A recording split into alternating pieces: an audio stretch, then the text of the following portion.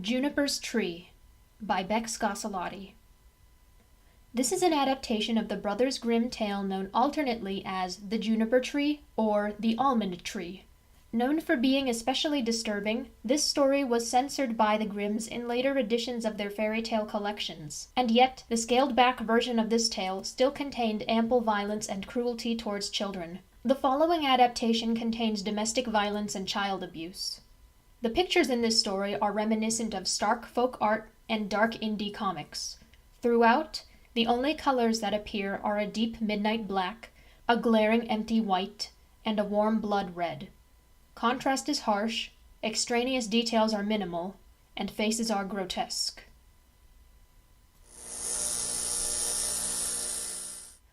Under a red sky, the staggered trees dotting the hill are barely more than gaunt shadows. In the distance, at the top of the hill, there is a farmhouse.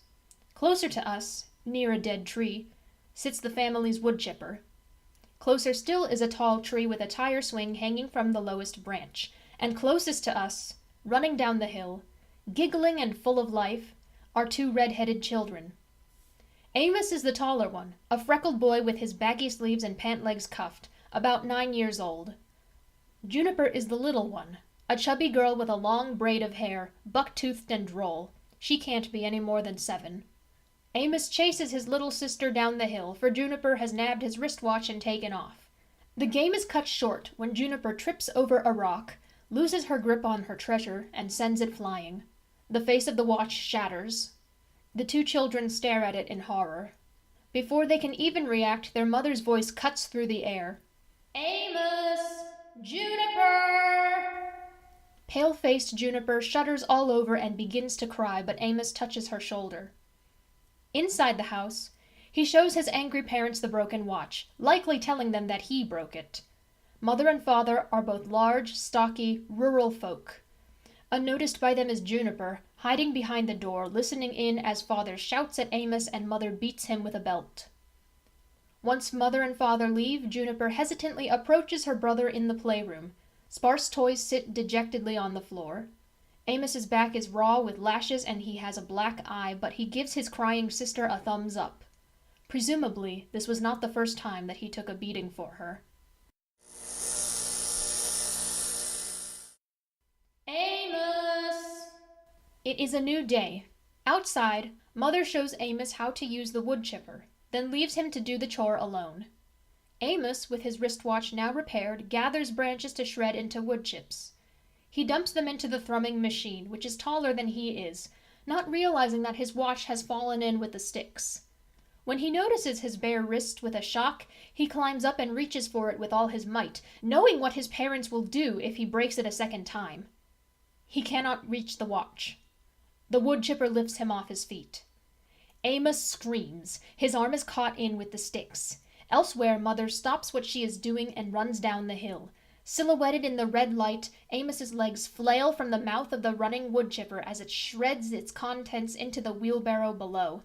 Mother seizes the lever and with a heave shuts the machine off. She is too late. Full of scribbled panic, mother bites her nails and tears at her hair, staring at her son's remains dangling from the machine. At a slight sound, mother jumps and whirls behind her. It is Juniper. She has gathered a pile of small sticks to help her brother. She sees mother, with Amos, in the wood chipper. "Juniper," mother says. Juniper's eyes are huge, her mouth agape. Mother embraces the little girl and presses her face to her breast, but Juniper's wide eyes are full of tears. Then mother places her finger to her lips to warn Juniper that this is a secret. Now mother's task is to figure out what to do with her son's remains. She lifts up what is left of him and carries it up the hill toward the slaughterhouse. Slabs of meat hang from hooks, and mother raises a cleaver. In the kitchen, Juniper hides behind her hands as mother boils the cuts of Amos into soup. His shoes and the tattered remnants of his clothes sit on the counter. As the soup simmers, mother gathers the bones and clothing and seals them away inside a big cardboard box and tapes it shut. At dinner, father enjoys the soup, oblivious to what is in it. Mother and Juniper watch him carefully. They do not eat any. Little Juniper, with haunted round eyes, looks sick. When father offers her a bowl of soup, she shrinks and shakes her head. Later, Mother takes the cardboard box full of whatever is left of Amos and hands it to Juniper, along with a shovel. They are out by the big tree with the tire swing, where Amos first broke his watch not long ago. Uneasy, Juniper accepts the box as Mother leaves her to bury it. Alone by the tire swing, Juniper sets down the box and bites her knuckle. Is her brother really inside there? She finally peels the tape off the box to peek inside. A red bird, a cardinal, bursts from the box and alights in the branches above. Juniper gapes at it. The cardinal seems ethereal. It looks back at her before throwing its head back and singing. Then the bird flies down to her and perches on her finger. Its feathers are as red as Amos's hair, and the spots on its cheek almost resemble his freckles. Smiling, Juniper holds the little bird, kneeling in the grass by the shovel and the empty box under the tree. At home, the chair next to Juniper's spot at the table is now empty. Now Juniper must do all the chores alone. She gathers sticks to throw into the same wood chipper that chopped up her brother. She hides behind the door when Mother and Father argue, when Father hits Mother. She sweeps the floor by the fireplace where Father's rifle hangs below a mounted deer head. Sometimes Mother whips her with a belt. Sometimes Father beats her with his bare hands. Juniper! Days and years pass in the same way. An adolescent Juniper runs down the hill alone, her face bruised, her long braid trailing behind her, past the big black bushes and dead branches toward her special tree with the tire swing.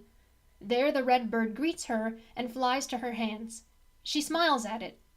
She hugs it to her chest and huddles against the trunk of her big tree. The bird sings.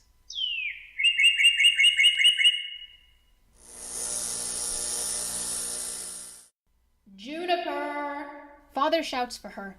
His hair is receding and there is white in his beard. Timidly, Juniper emerges from behind a door. She is a grown woman now, tall and chunky like her parents, but with the same wide, frightened eyes as when she was a little girl. By now, the extra chair at the dinner table has been taken away. Juniper still does her chores alone.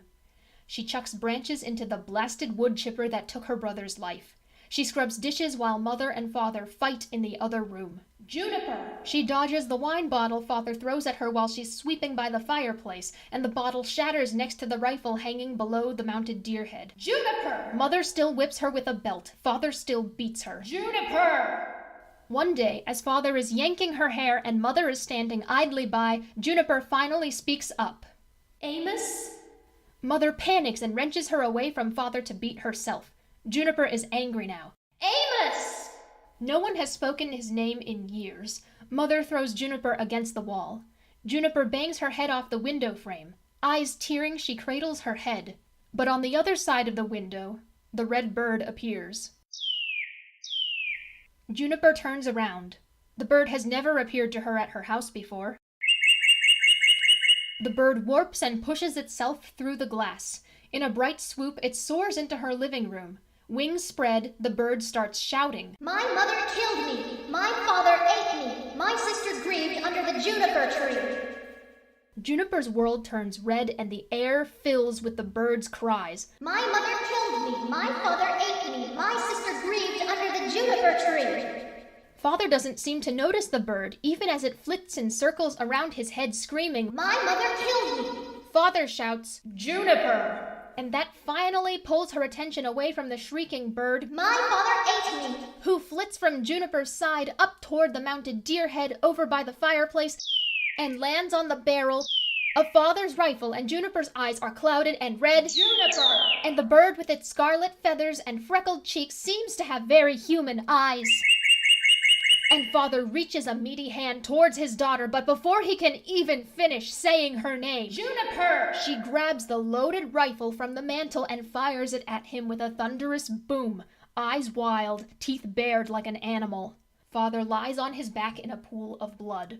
Mother clutches her chest in fear, one arm outstretched, and shouts, Juniper! Mother wrestles with her bewildered daughter for the gun, all the while the bird screams, My mother killed me! Mother yanks away the gun, but Juniper shoves her to the ground. The old woman flails in a heap as Juniper and the bird escape out the door.